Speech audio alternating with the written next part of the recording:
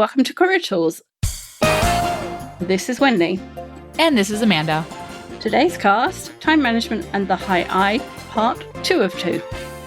The questions that this cast answers are, what are High I's weaknesses when it comes to time management? What can a High I do to mitigate their weaknesses? And how can High I's improve their time management skills? If you want answers to these questions and more, keep listening.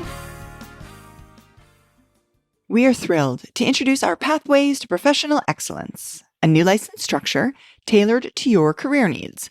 Whether you're looking to grow your career, manage teams, or lead at the executive level, we have the perfect solution for you.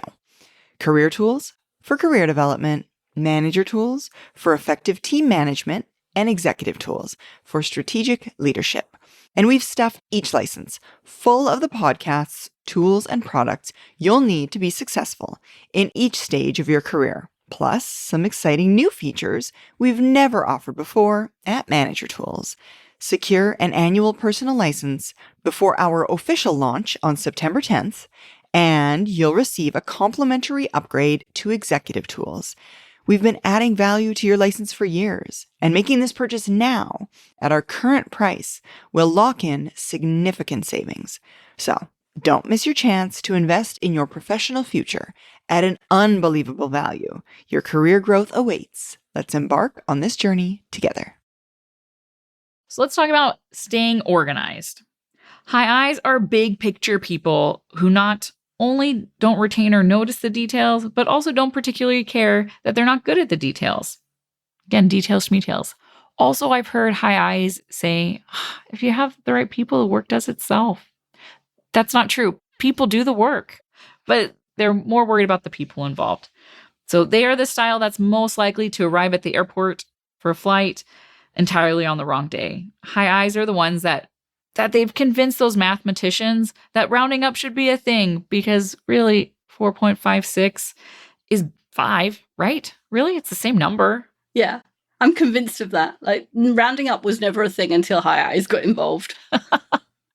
It's so much easier to add 5s than 4.56. Yeah, right? I'm here for it. Well, now, to prevent the errors like arriving at the airport on the wrong day, you can apply the 2-minute rule to calendaring. If it'll take you less than 2 minutes to put it on your calendar, and let's face it, High I's, you're the style that's most likely to have their phones already in your hands, then just put it on your calendar right now. It's already there. Just do it, right? Get out of your chat and just do it. I know you're talking to all those people. And while you're adding it to the calendar, add those reminders or alerts so you don't forget. If you're standing next to a High C, if you happen to be standing next to one, they can help you adjust those settings so it automatically does it every single time. And I know from personal experience that any airline app will send you notifications about your flight, and it is a game changer. So just allow those notifications. I know you want to say don't allow, just allow them, and then it really keeps you on track for flights. Download the airline apps. That will help too. But your High Cs know how to do all those cool notifications for you. I thought you were going to say any 12-year-old, which is also true. Any 12-year-old knows how to do those settings too. I think 8. Now we're at like 8 years old. My nephew sure could help me with all my notifications. And I don't think I'm old, but yeah, very helpful. See, maybe I'm like 10 years behind, like, oh, the app can do it. Maybe just get a 12-year-old. Yeah. They're great. And while it's derided as being old-fashioned, printing information is also often helpful when you need to review it. And it's August the 7th, 2024, and 2 weeks ago, the CrowdStrike thing happened. If it's now when you're listening, 2026, you have no idea what that meant. But basically, everything went down, and airlines couldn't fly, and the people that could fly were the people that could prove that they were on a flight, and they were the people that had it on a piece of paper. So there is use for paper and printouts. The airline app was not helpful that day. No, it wasn't useful for anyone. And there were pictures of people at flight counters with whiteboards writing people's names on the whiteboards. So who knew that whiteboards would come back into fashion? But even though you might think it's old-fashioned, printing things. People say to me now, I don't have a printer at home. I'm like, I still have 2. I don't know what's like. I'm not a high I, obviously. But yes, printing things is still useful. Also, going to the airport, you can just immediately go and print out your ticket. You can. Because sometimes your phone freezes and it's awkward when you're in line. I recently traveled with some extended family. I was like, we're just printing out tickets because I can't deal with all your phones because I'm not 12 and I don't know how. If I'm standing in line and I've got the phone thing ready to scan, the moment I step up, it goes to sleep and I have to put my number in every time. So I'd rather have the piece of paper. Have the notifications to remind you to take out your piece of paper. That's what we're super. And when talking about from the beginning to the end of a project, high I's can inadvertently hinder their own progress. So underestimating the time needed and task complexity, planning insufficiently, overlooking important details, prioritizing poorly, and procrastinating on less exciting work, missing early deadlines, providing inaccurate detail when delegating, and not finishing work properly. The same patterns applies to their daily tasks. So high I's tend to start really well and then they trail off. So they're really good at beginning a lot of projects, right? And getting people involved. And when it starts to get to those details, they realize that there's a lot more involved and that it won't just take a week, that it'll take 6 months. And then they just kind of, well, it'll happen. So. And they're really good at things that they're supposed to do on Monday, but things that they're supposed to do on Thursday, not so good. Because they start the week well, but they trail off towards the end of the week. And it's not that they're bad people or poor professionals or that they don't want to do a good job. It's just that their natural tendency is to be interested in the beginning. If you really wanted to employ a high I in a good way, you put them at the beginning of projects and the end of projects, and you wouldn't try to make them do the middle of a project. But unfortunately, most of us have to do the middle bit that's boring. Yeah, because high I's are really good at getting people motivated to get going on things, start things. This is very exciting. Let's do this. Encouragement. And then they're really good at celebrating because we did it like anything with the team. Like they're so good. So the beginning and the end, it totally makes sense. And to rally the troops, they are so good at it. Just the middle part, we just need a little support. Now, there are mundane and the routine tasks that have to be done, especially in these large organizations that cannot be delegated to the floor. Things like the expenses, security badges, and upgrading software are boring. Let's be honest. I don't think anyone think that's very exciting work. Okay, there might be one profile. It's fine. They restrict time for socializing, and so the high I's tend to procrastinate them, assuming that there will be no consequences, or if there are, the impact's going to be small. So again, really good at the beginning, really good at the end, but all that boring stuff in the middle that it doesn't really involve people. It's just tomorrow Amanda's problem is my favorite saying. You still have to get those done. You can't just not do them because there are consequences. And sometimes high I's just don't see the long game with all of those more mundane, repetitive tasks that, well, I did it today. Why do I have to do it again tomorrow? I'll just do it on Thursday. Because Fridays for free lunch Fridays, right? Yeah, exactly. And Thursday is the same as Friday. And Friday close of business is the same as Monday morning at 9:00, right? And you can keep doing that. And the little tasks mount up until dealing with it takes a really long time. And when dealing with it means that you've got some request from HR that says you have to deal with it now. Now you're dealing with it on someone else's timescale and someone else's timetable when you wanted to go do something else. Like there's some exciting meeting going on, or there's some like everybody's going to lunch and you've got to do this thing for HR. Like that's no fun. So if you do it little and often and you do it when you want to do it, then you don't have to miss out on the exciting lunch that everybody else is going to do. Yeah, you don't want to miss out on the team bonding part because that's what we live for, right? That's what high I's live for. Now, to effectively manage these routine tasks, you can create a regular daily time slot for handling these. Just put it in that calendar on your phone. Just add a time, right, with those notifications. And implement daily and weekly checklists that can help streamline these processes, ensuring that these routine tasks don't start to add up and then become overwhelming. So taking that quick 5 minutes up front to do these daily things will save you time, and you won't miss out on those experiences later. So let's use the language of gameplay.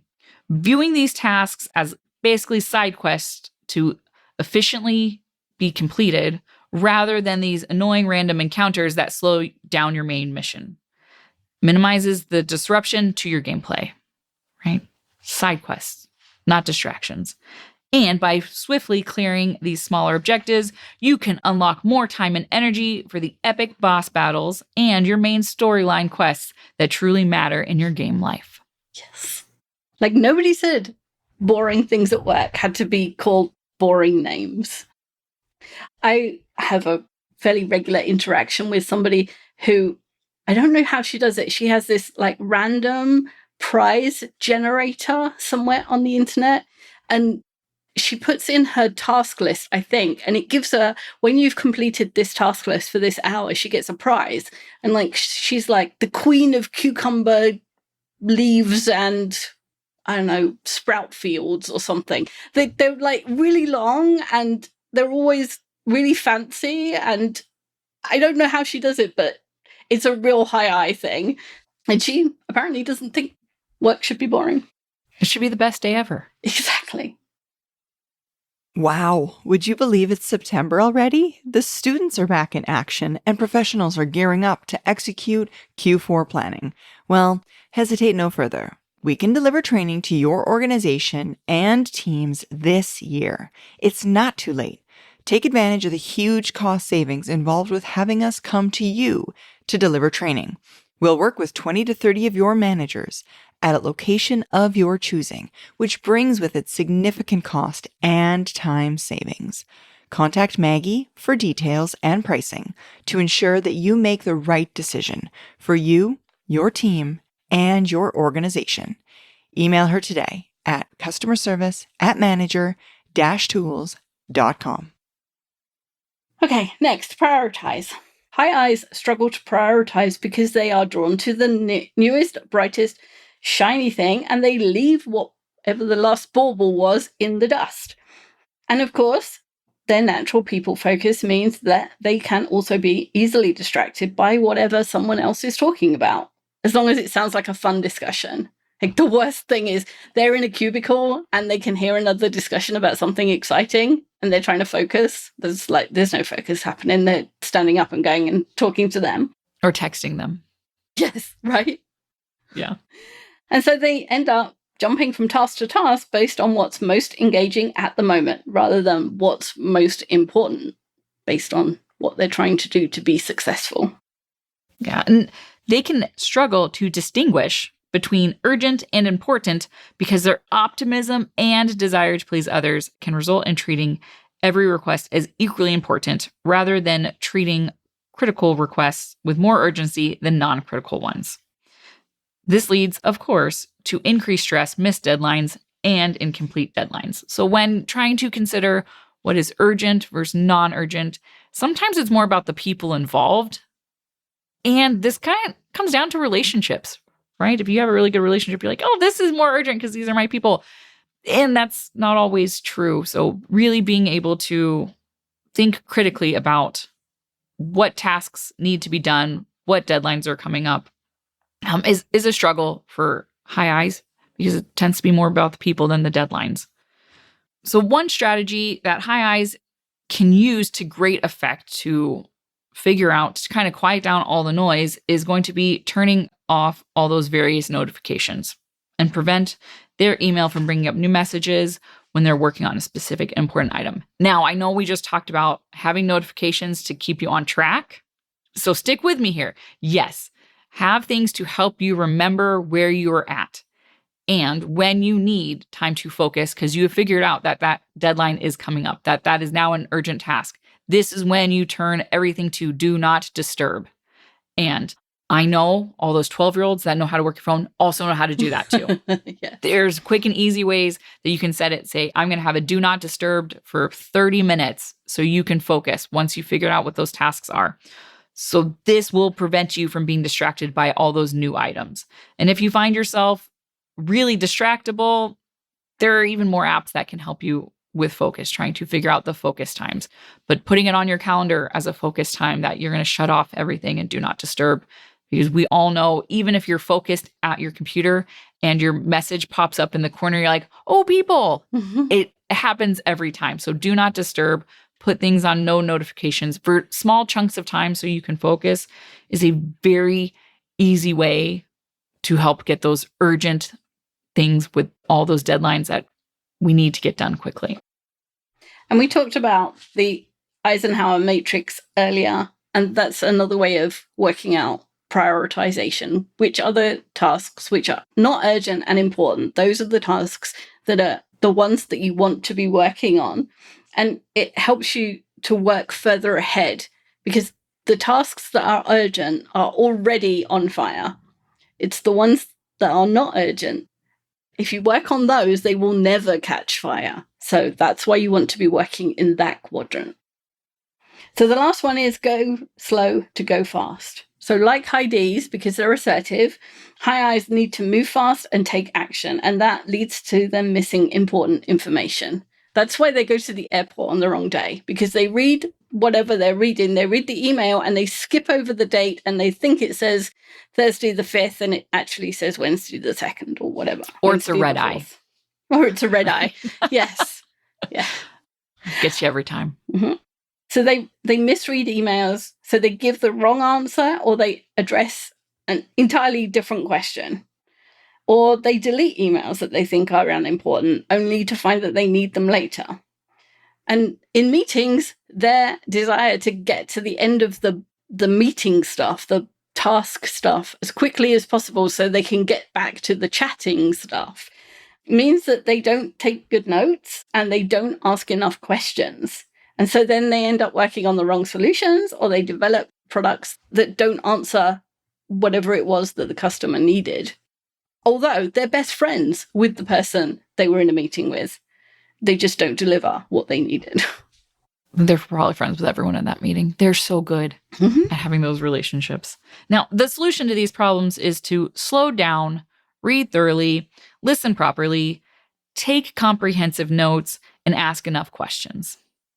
Given that this is definitely easier said than done, here are some strategies to help you achieve it. Read and answer emails during a specific time set aside to do so, not while you're multitasking or in the moments between meetings. So again, that do not disturb time, have email on your calendar so you can focus on it, that you're not doing it at stoplights as you're walking down the hall, in the middle of those conversations because someone mentioned email and you're like, oh yeah, I haven't checked that in a while. Have it at a regular scheduled time so you can just focus on reading those thoroughly. And use schedule send so that you send your emails at the end of that session so that while you're sending out emails, people aren't replying, because otherwise you start replying to the replies that you've just got in, you never get through the inbox. It's my secret. So list out questions you need answered before a meeting and make sure that you get the answers to all those questions. And if the meeting is part of a repeating project, use a template to make sure you're reminded of all of the answers you need. And even if you think, oh, I've done this 1,000 times, or, oh, I don't need that question, ask it anyway, because your tendency is to skip over things. So your brain is probably telling you, you don't need this when you do. When it comes to notes, handwrite them. This forces you to slow down, forces you to focus on what is being said. You really can't multitask when you're handwriting anything. So if you know you're saying in an important meeting that you need to have all of that information, write it down. That's the best way to listen. And if you don't trust what I'm saying, there are numerous studies that show that handwritten notes are more effective. And you can have the best notebook and pen in the room. I bet nobody's got a notebook like you. Yeah. Ask colleagues to read important documents and look for errors. If you can't see it, then ask someone else to read it for you. I would volunteer Amanda for you, but she reads all of my documents and she's busy. So find someone else. High C's are good at it. High S's are good at it too, because you ask them and they say yes. And give yourself time to put tasks aside once you've completed them and before you have to submit them. Even if you can only leave them for an hour, looking at them fresh may help you see errors. So schedule in extra time to leave it. Don't push it up against a deadline and have to submit without being able to rethink about it, relook at it. Just a glance over can really help catch mistakes or give you insight that you didn't even know you had or needed if you just submit it once you're done because you're on a crunch deadline. So make sure you plan ahead for that. And the high I's can leverage your social nature and enthusiasm to go slow, to go fast in a way that the high D's can't. So instead of rushing headlong into tasks, you can benefit by taking the time to build relationships with project members. Even if it's a project that you're working on alone, build a brain trust of colleagues who have knowledge that will be helpful, meaning that you will have to explain what you're doing several times, meaning you will have to think about the steps of the project and you'll have a clearer idea of what you actually have to do rather than that kind of fuzzy, it'll be awesome, which is what you have when you first start a task. And then you can use those relationships and have them as check-ins so that as you progress through that project, you are making sure that you are actually progressing through the project and you haven't gone off on a tangent or just abandoned it altogether, especially if your brain trust is a high S or a high C, because they will ask you, how's it going? And you will have to answer. And then that way you're turning prioritization into a collaborative and social activity. It's much more fun and it's much more likely to be successful. Being a high I is not a strength or a weakness any more than a high D, a high S, or a high C is. All that label means is that we have a set of natural behaviors that may or may not support our effectiveness in specific situations. So we can change those behaviors anytime we like. Using our time effectively means we get more prizes, and if that means acting like some of the other styles sometimes, it's worth it. More prizes. Always good for a high I. Thanks, Amanda. Thanks, Wendy. Bye, everyone. Bye.